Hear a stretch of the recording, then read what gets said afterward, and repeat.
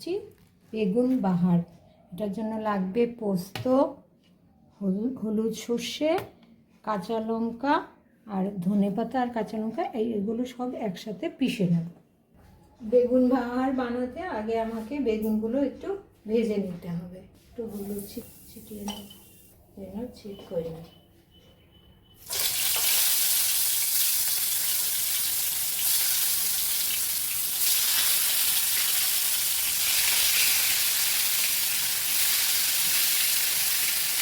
একটু করে একটু লাল লাল করে ভেজে তুলে রাখবো।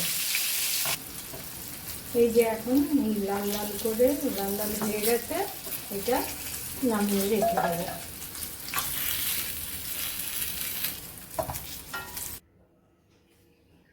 এখন আমি একটু কালো জিরে ফোড়ন দেবো,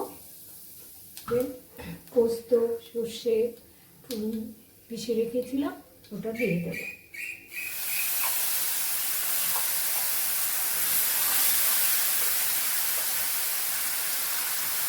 আঁচটা কমানো থাকবে।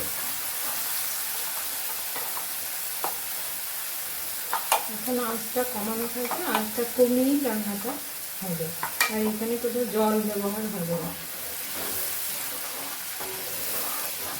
একটু হলুদ, স্বাদ অনুসারে নুন,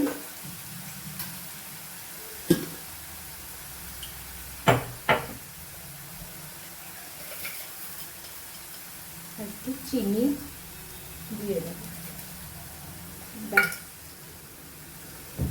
এটা কম আছে কষিয়ে নেব ভালো করে।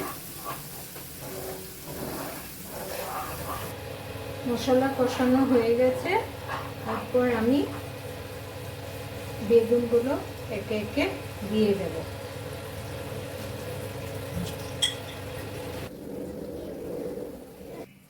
কতগুলো কাঁচা লঙ্কা ছেঁড়া দিয়ে দেব। এখন একটা ঢাকা দিয়ে দেব। বেগুন বাহার রেডি হয়ে গেছে। এখন একটু ধনেপাতা উপর থেকে ছড়িয়ে দিয়ে গ্যাসটা অফ করে দেব।